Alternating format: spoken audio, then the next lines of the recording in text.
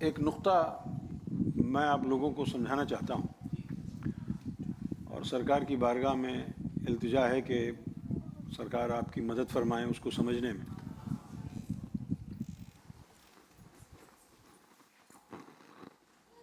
ہم باطنی علم کا بیڑا اٹھائے ہوئے ہیں، باطنی علم کی افادیت، اس کی اہمیت دنیا پر اجاگر کر رہے ہیں۔ کبھی کبھی ذہن میں آپ کے یہ سوال ضرور اٹھتا ہوگا کہ جن کے پاس یہ باطنی علم نہیں ہے، کیا وہ سارے جہنمی ہیں؟ ان کی نمازیں، ان کے روزے، ان کی عبادات کا کیا ہوا؟ تو یہاں یہ بات سمجھنے کی ضرورت ہے کہ ہرگز ایسا تو نہیں ہے کہ جس کو یہ باطنی علم نہ ملا وہ سیدھا جہنم میں گیا۔ ایسا نہیں ہے۔ یہ باطنی علم انسان کو اللہ کی طرف لے جاتا ہے۔ اللہ کی طرف لے جانے سے مراد ہے کہ وہ اس راستے پر گامزن ہو جاتا ہے جس راستے پر اسے اللہ کی دوستی، اللہ کا قرب اور اللہ کی محبت حاصل ہو جاتی ہے۔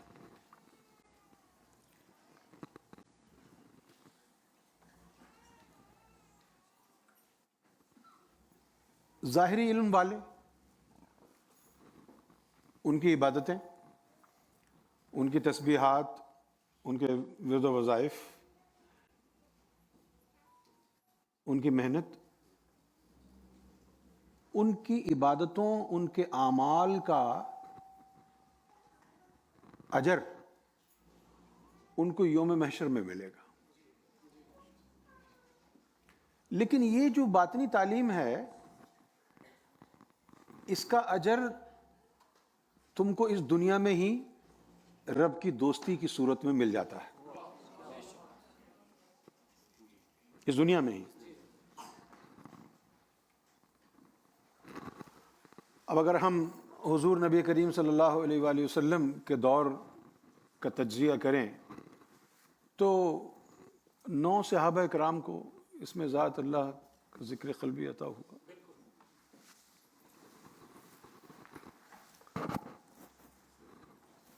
کہاں 1.25 لاکھ صحابہ، ان میں سے صرف 9 کو اس میں ذات کا ذکر قلبی ملا۔ 1% بھی نہیں بنتا۔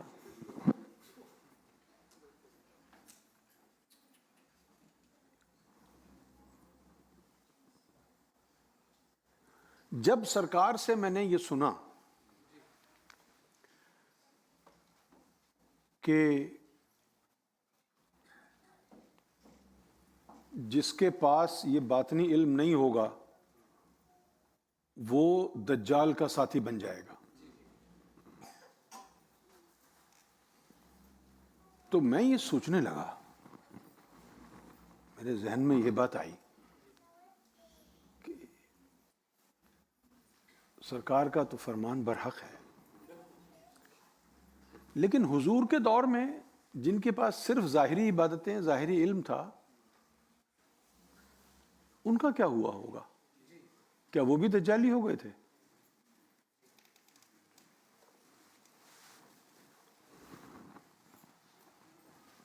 کیونکہ ہر دور میں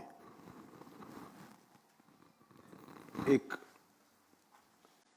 اوور ویلمنگ میجورٹی ریلیجس لوگوں کی صرف ظاہری عبادات اور ظاہری علم تک محدود رہی ہے۔ ان کا کیا ہوگا؟ تو پھر یہ بات سمجھ میں آئی، بلکہ یہ سمجھائی گئی مجھے کہ علم شریعت جو ہے وہ اس وقت تک فائدہ دیتا ہے جب تک دین اور اس کے جو ستون ہیں وہ برقرار رہیں، دین میں گڑبڑ نہ ہوئی ہو، تو پھر ظاہری عبادات اور ظاہری علم جو ہے وہ انسان کو جنت تک لے جاتا ہے، بخشش تک لے جاتا ہے۔ لیکن یہ اس وقت ہوتا تھا جب دین قائم اور دائم تھا، قرآن اور حدیث کا مفہوم راسخ لوگوں کے دلوں میں موجود تھا، دین میں آمیزش نہیں ہوئی تھی، دین میں گڑبڑ نہیں ہوئی تھی، دین میں فرقے نہیں بنے ہوئے تھے، اہل بیت سے محبت تھی سارے مسلمانوں کو، اولیاء کرام، صالحین، فقراء، ان سب سے عقیدت اور محبت رکھتے تھے لوگ۔ نہ کوئی شیعہ تھا، نہ کوئی سنی تھا، نہ کوئی وہابی تھا، نہ کوئی دیوبندی تھا، نہ کوئی بریلوی تھا۔ دین درست تھا، رزق حلال پر زور دیا جاتا تھا، روزہ چھوٹ جائے تو کفارے کی صورت اختیار کی جاتی تھی۔ اس وقت ظاہری عبادات اور ظاہری علم سے بھی لوگ بخشش تک پہنچ جاتے تھے۔ اس وقت چونکہ دین اپنی اصل صورت، اپنی اصل حالت میں موجود تھا، دین کی باغ دوڑ جن ہستیوں کے ہاتھوں میں تھی وہ اللہ والے تھے، ان کا رسول اللہ صلی اللہ علیہ وسلم سے تعلق جڑا ہوا تھا، لہذا فقط ظاہری عبادت اور ظاہری علم ان کے لیے وبال جان نہیں بنا، ان کو دجالی نہیں بننے دیا۔ لیکن جب دین میں بگاڑ پیدا ہو گیا، اب جیسے ہم گزشتہ 30، 35، 40 سالوں سے سنتے آ رہے ہیں، بڑے بھاشن سنے مولویوں کے پاکستان میں۔ ایک وقت تھا کہ ورلڈ اسلامک مشن، جو کہ اہل سنت والجماعت والوں، میاں نورانی میاں کی جماعت تھی اور بڑے بڑے علماء اس میں شامل تھے، تو ان کا یہ نعرہ تھا کہ ہم جو ہے نفاذ شریعت کریں گے پاکستان۔ بلکہ ان کے ایک عالم عبدالستار نیازی صاحب، انہوں نے تو کہا تھا کہ جب تک پاکستان میں شریعت کا نفاذ نہیں ہو جاتا میں شادی نہیں کروں گا، اور وہ کنوارے ہی مر گئے، کیونکہ یہ کب ہو سکتا تھا۔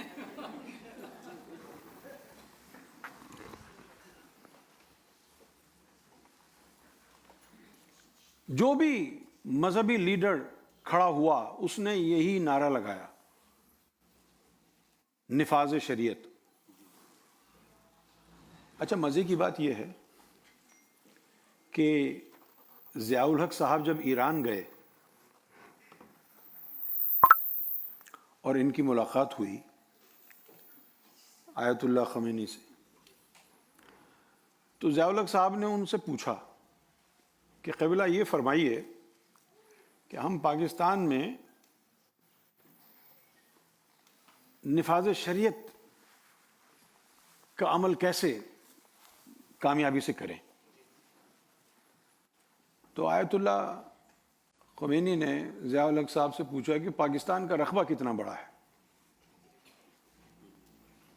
تو انہوں نے کہا کم و بیش 1000 میل لمبا ہے۔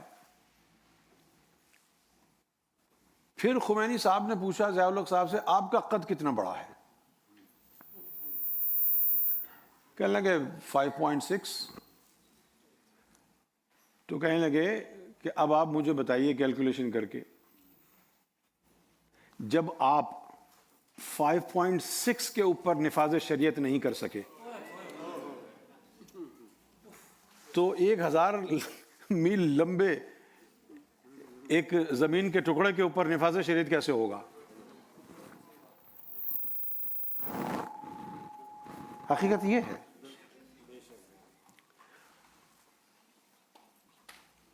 جب کسی مذہب کے لیڈر جو ہوتے ہیں ان کے دلوں میں شیطان آ جائے، جب مذہب کے جو لیڈر ہوتے ہیں، علماء ہوتے ہیں، جب ان کے دل سیاہ ہو جائیں تو یہ وہ وقت ہے جب دین برباد ہوتا ہے. کسی گناہ گار کا گناہ دین پر اثر انداز نہیں ہوتا، اس کی ذات اثر انداز ہوتی ہے. لیکن جب کسی مذہب کے قائدین کے دلوں میں فتنہ بپا ہو، فساد قلب میں مبتلا ہو جائیں تو پھر امتیں برباد ہو جاتی ہیں، پھر دین برباد ہو جاتے ہیں. آج ہم اس دور میں جی رہے ہیں کہ کوئی بھی دین، کوئی بھی مذہب اپنی اصل صورت میں موجود نہیں ہے. نہ یہودیوں کا دین اصل صورت میں موجود ہے، نہ عیسائیوں کا، نہ سکھوں کا، نہ ہندوؤں کا، اور نہ مسلمانوں کا اسلام. سارے دین، سارے دھرم نشٹ ہو گئے، تباہ ہو گئے. جب یہ سارے دین تباہ ہو گئے ہیں تو اللہ ان سے بیزار ہو گیا.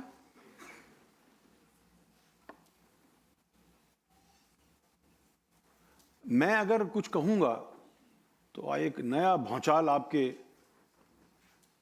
دلوں میں آ جائے گا. آج ہم دعائیں تو کرتے ہیں، فلاں لیڈر مر گیا، شہید ہو گیا، یہ ہو گیا، وہ ہو گیا. مجھے یہ بتاؤ اہل بیت کے ائمہ کرام نے کیا کہا ہے کہ جو شخص امام مہدی کے دور میں ہو اور اس کو پہچانے بغیر مر جائے وہ جاہلیت کی موت مرا ہے، جاہلیت کی موت مرا ہے.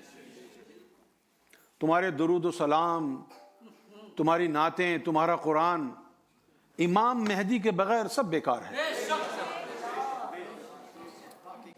امام مہدی کے بغیر سب بیکار.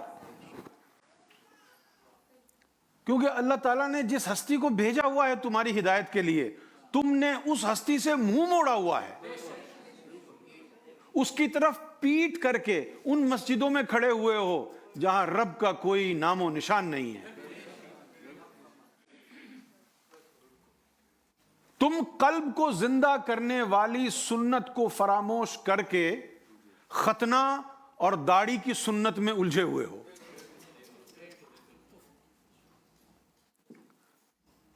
کتنے اولیاء کرام ایسے گزرے ہیں جن کی داڑھی نہیں تھی لیکن پھر بھی وہ ولی تو بن گئے نا.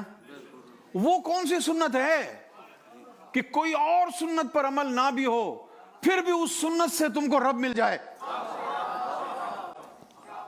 وہ سنت دل کو زندہ کرنے والی سنت ہے.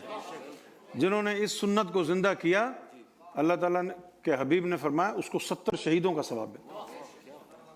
جب ایک قلب زندہ ہوتا ہے تو اللہ تعالیٰ اس کو 70 شہیدوں کا ثواب دیتا ہے. یہ وہ دور ہے کہ جب میری یہ سنت فوت ہو جائے تو اس دور میں جس نے اس سنت کو زندہ کیا 100 شہیدوں کا. تو اس دور میں جب سارے ادیان فتنے کی بھیٹ چڑھ گئے، فتنے کی بھیٹ چڑھ گئے نا. اب اگر یہودی اپنے دین پر قائم ہوتے تو آج یہ ظلم کر رہے ہوتے لوگوں پر. کیا عیسائیوں کے جیزس نے یہ سکھایا تھا دھوکہ دے کے لوگوں کو، بے گناہ لوگوں کو مارو؟ اس کا مطلب ہے عیسائی بھی اپنے دین سے ہٹ گیا ہے. کیا کرشن بھگوان نے، رام جی نے یہ سکھایا تھا کہ صرف اپنے دھرم کو صحیح کہو باقی سب کو مار دو؟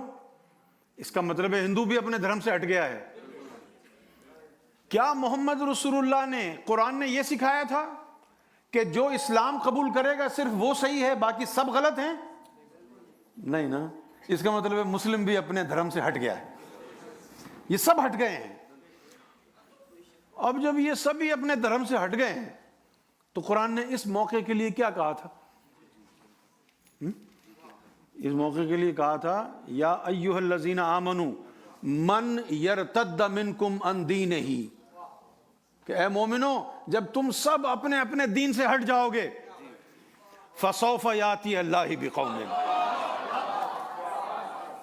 جب تم سب اپنے اپنے دین سے ہٹ جاؤ گے، فسوف یاتی اللہ بقوم، تو پھر اللہ تعالیٰ تم کو ہٹا دے گا، تمہاری جگہ اپنی قوم کو لائے گا۔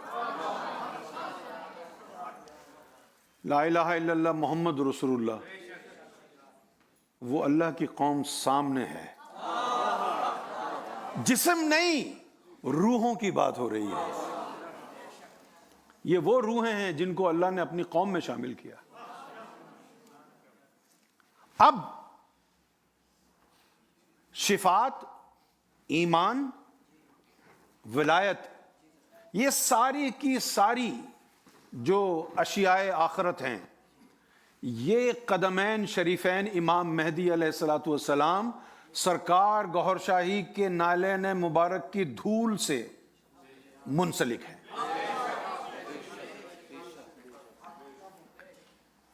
ظاہری دین، ظاہری علم سب ختم ہو چکا ہے، اب نجات صرف اس میں ہے۔ بھئی اگر ظاہری علم ختم ہوتا تو خاص علم کو عام کیوں کیا جاتا؟ کیونکہ عام ختم ہو چکا ہے، اس لیے خاص کو عام کیا گیا نا۔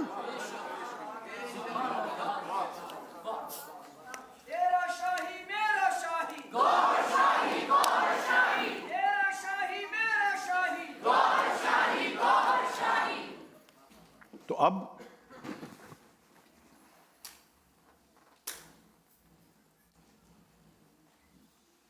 آپ کی ترقی اور آپ کی سرکار سے محبت کا ثبوت اس بات میں ہوگا، یہ جاننے کے بعد کہ تمام ادیان فتنے کا شکار ہو کر ختم ہو چکے ہیں، اور جو لوگ ابھی تک فتنہ شدہ دین دھرم پر عمل پیرا ہیں،